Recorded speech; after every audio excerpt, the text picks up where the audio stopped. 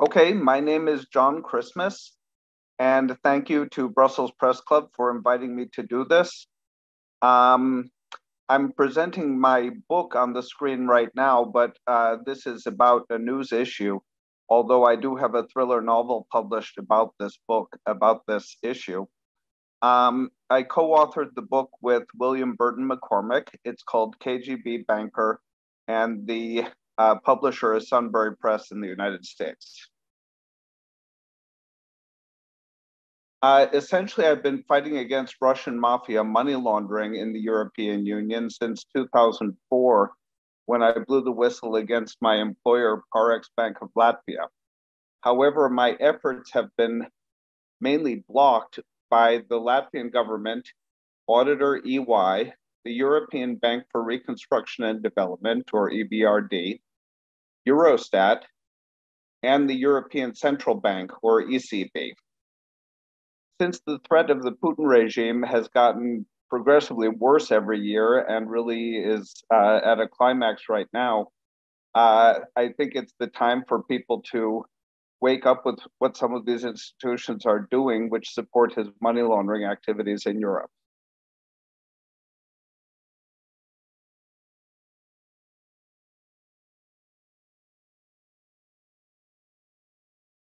This is my former employer, Parex Bank of Latvia. It was the grandfather bank of something that some journalists call the Latvian Proxy network, which is a group of banks which use, I would say, over 100,000 shell companies to move mysterious and large amounts of money around between each other and between other accounts in other countries. Um, the rumor in Latvia is that this was started off by former KGB agents. Um, but anyway, they were supposed to be clean at the time they hired me. I mean, with clean audits from EY and nice ratings from the ratings agencies.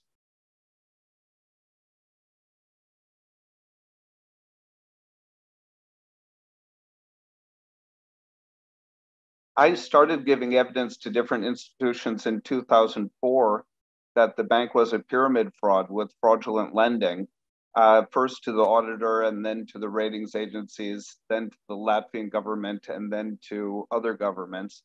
And still nobody has done anything. I mean, a lot of money has been spent on cover up, but there's been no effort toward exposing or punishing what went on there.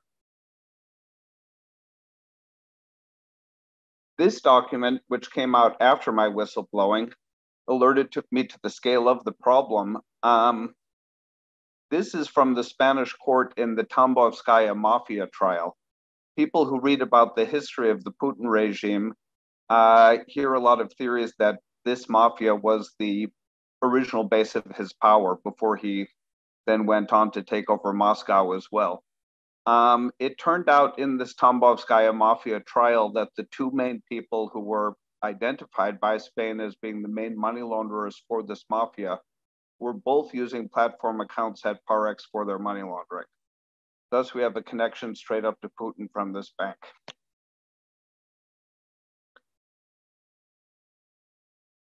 This is a connection with the Latvian government that a lot of people don't understand what's going on with the Latvian government, and this is where the media often gets it wrong. Latvia is a member of the European Union and NATO. Latvia's leaders get invited to Western events and are treated like, they're part of the team of the EU and NATO resisting Putin. But people don't seem to pick up on the clues of the secret things that are going on behind the scenes. I actually know the Prime Minister of Latvia. He was one of the first people I gave the whistleblowing information to. This is an email I received back from him after I was chased out of the country with threats for giving him the information.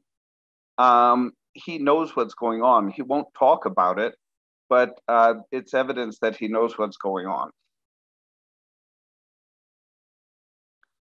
This is the detail of transfers from a Putin associate named Vladimir Silkin to the wife of Christianis Karinch.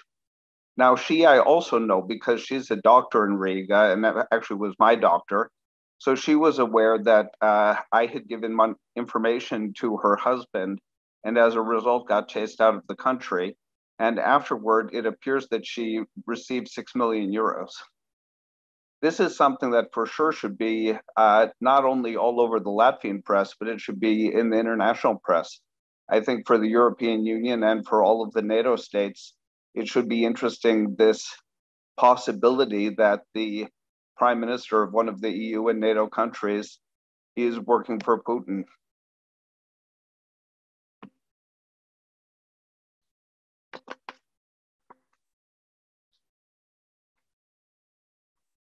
This is the transaction which covered up my whistleblowing, thus putting me into exile, possibly for the rest of my life. So my whistleblowing was about the embezzlement of the assets from Parex Bank.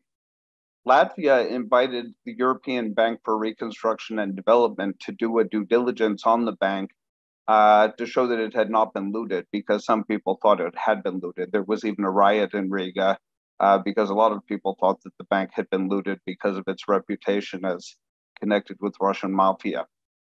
The EBRD announced that the bank was clean, that it was valuable, and they announced an investment in the equity of the bank, signed by Latvian politician Valdis Dombrovskis, who later got elevated to a top position at the European Commission, where he makes certain important announcements, like a year ago about the new unified AML program for Europe, more recently about how Europe's going to crack down on shell companies. He uses big words about how he's fighting against all this evil and corruption, but he's the one who signed this deal, which covered up essentially the embezzlement of the assets of Putin's bank and put the losses to European taxpayers.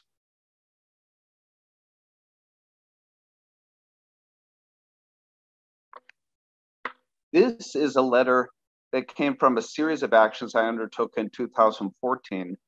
After having very little luck with journalists or with government people in any country for years, I found a journalist in the Netherlands who pushed the story to a politician in the Netherlands who asked the Dutch parliament to confirm if it was true that the privatization of Parex was fake, specifically that it was secretly reversible. This letter from Eurostat confirms that it was fake, it was secretly reversible. In the letter, which I can provide copies of these documents, which are small to see on the screen, to any interested journalists who would like them later. In this letter, it's written that Latvia asked Eurostat to keep the transaction confidential. Now, since this transaction covered up about half of Latvia's national debt at the time it was trying to get into the Eurozone, this means that Eurostat found it acceptable that the country covered up half of its national debt in order to get into the Eurozone, and did that for the specific purpose of covering up what happened at a bank linked to the Putin regime. This is something that should be in the media and should be looked at by everybody, including also that Eurostat even instituted a new loophole. They created a loophole where if a EU member state uses the word put option for a debt, then they don't have to record that debt as one of their liabilities when they calculate their national debt. It's absurd in this case because it's not even really optional whether the EBRD would use the put option or not. The put option that reversed the original investment was the only valuable thing in that investment. I mean, the bank had no value, so they had to exercise the put option, and this was already known from day one.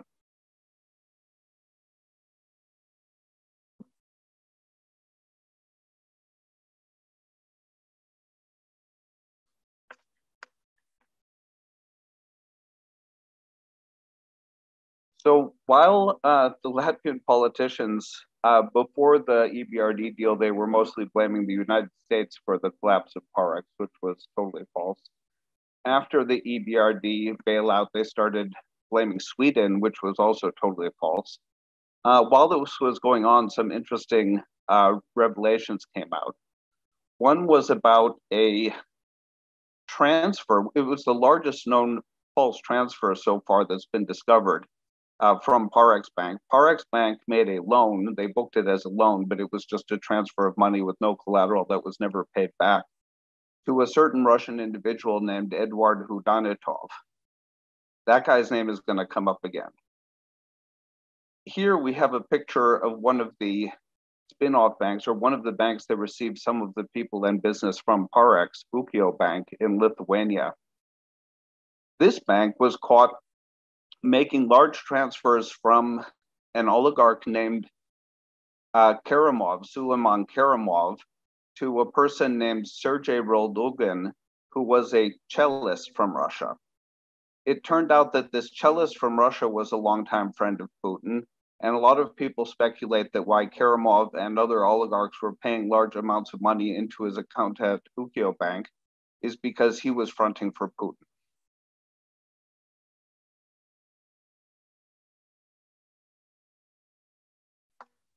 Here's another bank that in a way was a spinoff from Parex, because a lot of Parex accounts and staff moved over to this bank at the time that Parex was bailed out, ABLV Bank. So ABLV Bank was sanctioned by the US Treasury. It was regulated by the ECB. The ECB never found anything wrong with it. And why the ECB cannot find anything, either because they're not looking or because of corruption, I don't know. But somehow the US Treasury found out that ABLV Bank was doing serious money laundering, and the US Treasury sanctioned it. But among the things that it was doing is it helped a particular oligarch from Moldova named Shor to loot out the banking system in that country. And they also worked together with an oligarch named Kurchenko, who helped President Yanukovych loot out government funds from Ukraine.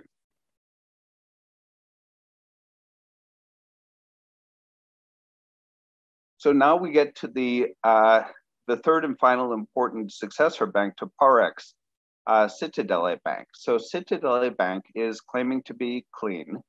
They still have mostly the same employees and the same customers from the old Parex. But again, something fishy has happened, because the EBRD has a shareholding in Citadele Bank. And again, according to another Eurostat report, that investment is also fake. It's also secretly guaranteed and due to be reversed.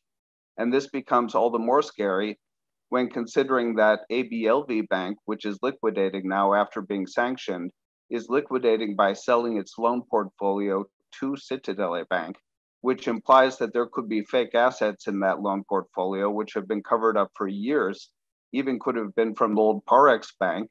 And for right now, one difference between the EBRD being a real shareholder where their money is actually on the line versus being a fake shareholder where they have a secret reversal agreement in place is that it doesn't matter to them if the assets of Citadele are falsified, for example, because it's buying fake assets from ABLV Bank.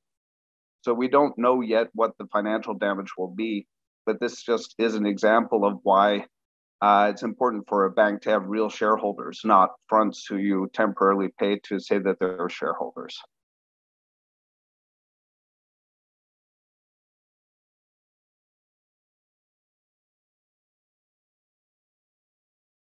So the story coming out of Latvia generally is that all bad things that they have done in the past have been cleaned up, and that the country does not have money laundering anymore. They have not actually arrested anybody, and they have not actually recovered any stolen money. I mean, the same guys who have been doing the money laundering for 30 years are still doing it, and they're rich and free and don't seem to have any problem with law enforcement from Latvia or from Europe or from anywhere.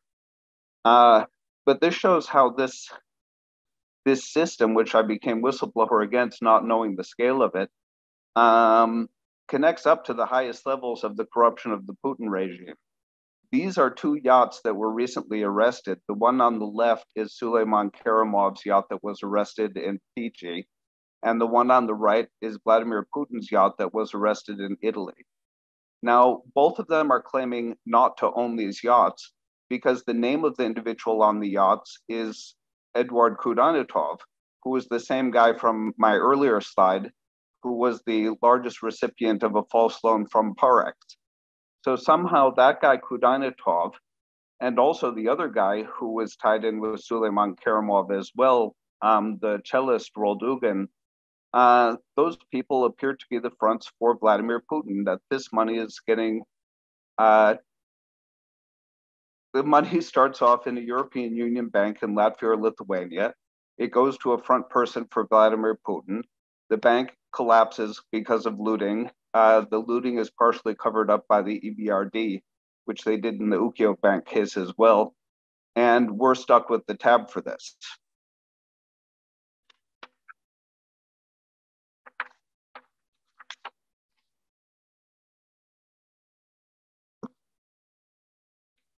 So that's my written presentation for today, and there are more details, and I'm happy to take questions. Overall, the core frauds here, the fake reversible investment by the EBRD into Parex, and the fake reversible investment by the EBRD into Citadele, and the likely, I mean, I have evidence, but the third one's not 100% for sure, the EBRD investment into Ukio Bank, all appear to be fraudulent and all appear to connect directly to the Putin regime. So now I'm wondering why this is continuing, why Eurostat is going along with this, why the European Central Bank is going along with this, and why Ernst & Young is going into this, going along with this. And this is something that really should be in the media. This should be exposed. Countries should not be able to keep their national debts confidential. Especially, they shouldn't be able to keep their national debts confidential when they're giving money to the Putin regime. And now is the time to act on it. So with my book, what I've done is I've made this into a fun story, a thriller novel that people find enjoyable. I get good reviews so far on this, where we've fictionalized the characters and fictionalized some of the scenes, but we've gone to the real places. We're in Latvia, we're in Ukraine. My co-author, Bill McCormick, was living in Ukraine for years. I think we've really captured the essence of the oligarchs, the media, the good guys and the bad guys, and the locations, and came out with an important book, which not only is enjoyable, but which also has this core fraud into it, where the development bank covers up the looting of a Russian mafia bank by getting secretly paid to pretend to invest into it. So this is something I highly recommend. And now I'm open for questions.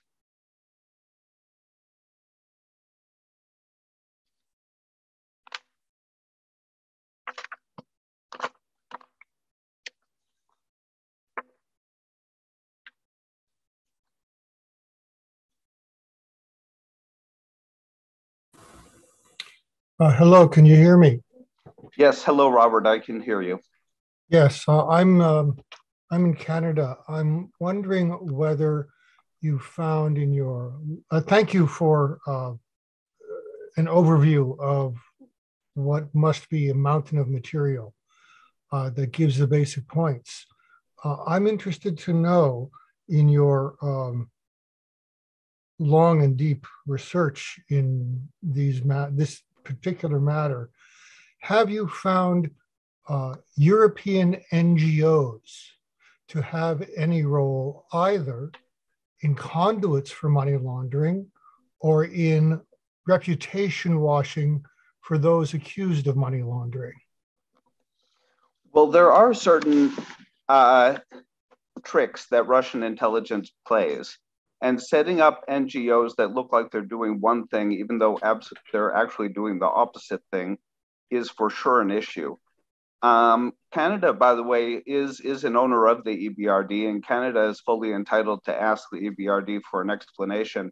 I keep hoping that people don't wait for the United States or the UK to do something, and that Canada or Belgium or any other country which is a member of the EBRD can do something about this. But one issue with the EBRD is they run these institutes which they fund. Like there's some Institute for Good Corporate Governance in Ukraine which they fund. They have other similar things that they fund. They have anti-corruption events where they present themselves to be fighting corruption. They have close contacts with Transparency International. They even trade people back and forth between the EBRD and Transparency International. So it's very hard for me to get the message out. If you read the EBRD annual report, you'll see page after page after page about how they're rescuing the poor people in the poorest countries. And then you get to the end of the annual report and see that they made 2.5 billion euros of profit last year. And this should be a red flag because it's not possible to do those activities and get so much profit. And that's even after paying consulting fees to a lot of people.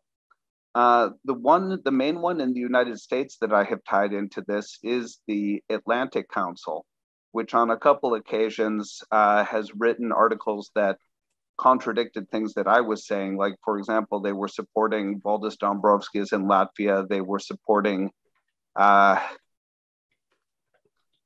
was the other big one? They were supporting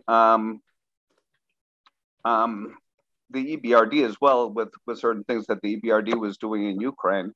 So it appears that there are NGOs out there which are, or in that case, it's a think tank. I don't know if that counts as an NGO, but where there are these institutions which are supposed to be pro-democracy and anti-corruption that are giving out messages that are protecting the corrupt people.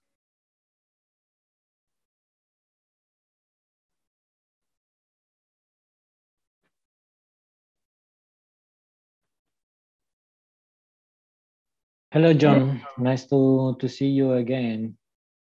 Hello, Dante. It's Mauro. Right, Mauro. Okay, it says Dante. Yeah, sorry. Just a question.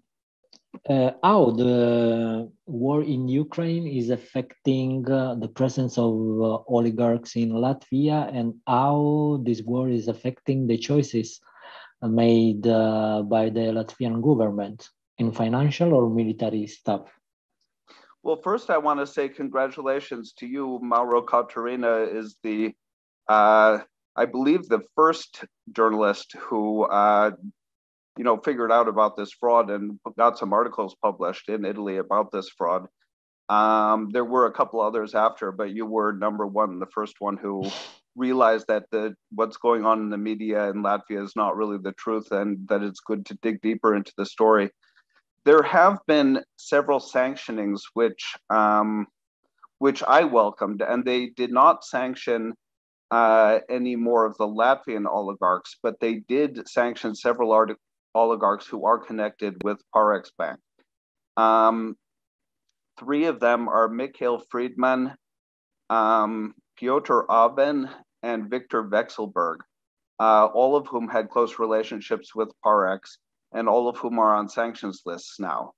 I read that Vekselberg's yacht has been seized in Mallorca. I hope all these yachts that got seized, they're going through the evidence on the yachts. Hopefully they have stacks of documents about their banking transactions. I'm not sure about that. But the Latvian government itself is distancing itself from all this, saying that they've always been against Putin and they're, always fighting against money laundering. So they still haven't admitted to anything.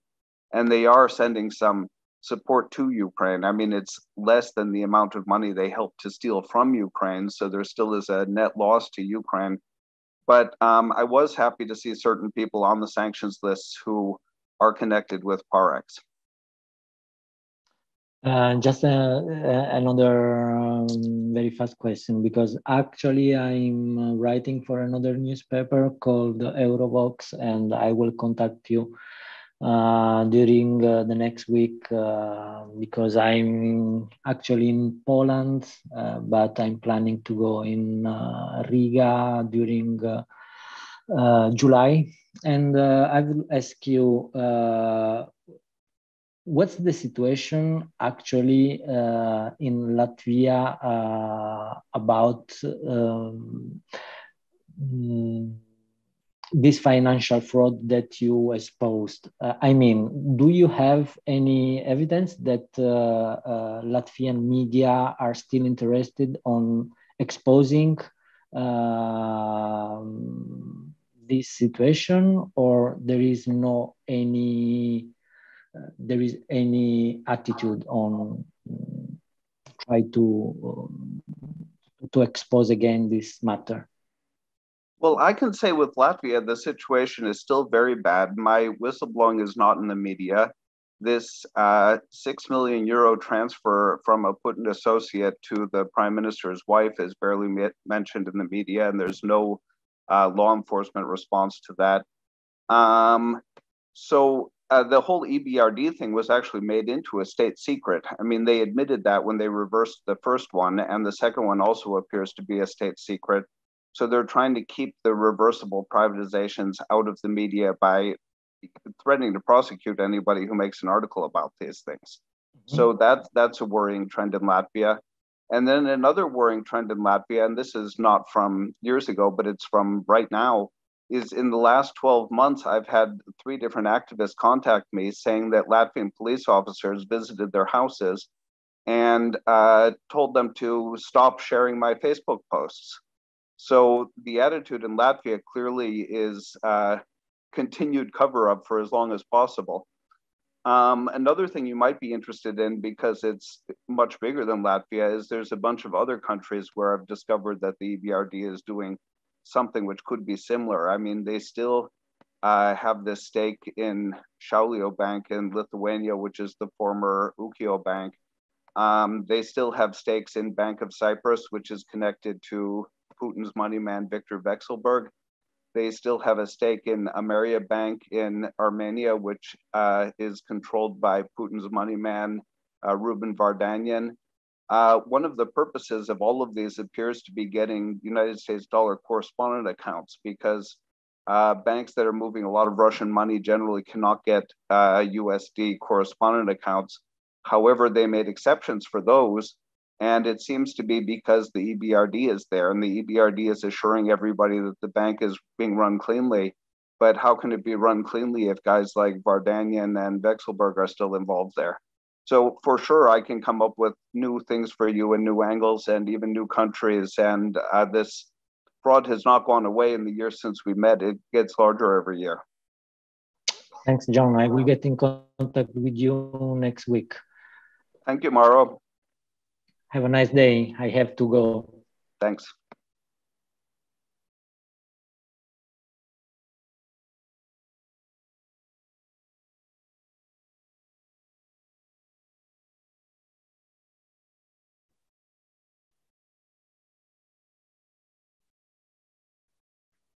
There's one, if there's not another question, I have one more final detail that I could add into this, which I think is important when looking at all of it. And the main purpose for making this comment is that a lot of people, it doesn't right away hit them how a secretly reversible deal is necessarily a fraud and how it can be connected to all these bad things. Secretly reversible deals are frauds, and the biggest case that occurred roughly along the same timeline as Parex was the disappearance of an amount of assets from Monte dei Paschi di Siena, which is the oldest bank in Italy or the oldest bank in the world or something. And it's a very large bank in Italy. And they lost a lot of money around the same time that Parex lost a lot of money, although they lost it by accident, I understand, whereas Parex was giving it away. Monte Paschi also decided to cover up the loss rather than to admit to the loss. And they did a transaction with Deutsche Bank, where in the first period, Deutsche Bank gave money to them, but then in later periods, they had to give back a larger amount of money to Deutsche Bank. So it's similar to what the EBRD and Parex did. And it's fraud because they only report the good news and not the bad news. They report, hey, we sold something, we got all this money, but they don't report that they need to kick back a larger amount to the buyer at a later time. That fraud was written up by some news agencies as being the largest of the European financial crisis. 13 people are in prison right now for that one. So it's a mystery how at 2 places the same thing can happen. The EBRD Latvia Parex thing was essentially the same as the Deutsche Bank Monte Paschi thing. But in one case, the person who did it became recognized as a hero and is at the top of the European Commission now. And in the other case, the people responsible for doing it were prosecuted and convicted and sent to prison. So how can these 2 similar things happen at the same time with such opposite results?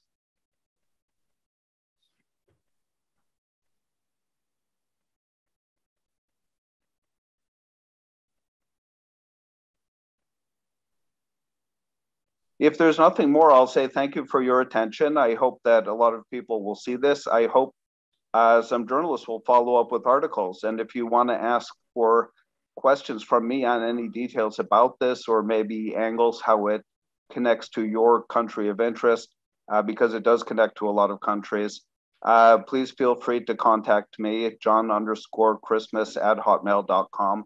And also several ways to contact me are on the slide, which I'm showing right now. So thank you, and thank you to Brussels Press Club.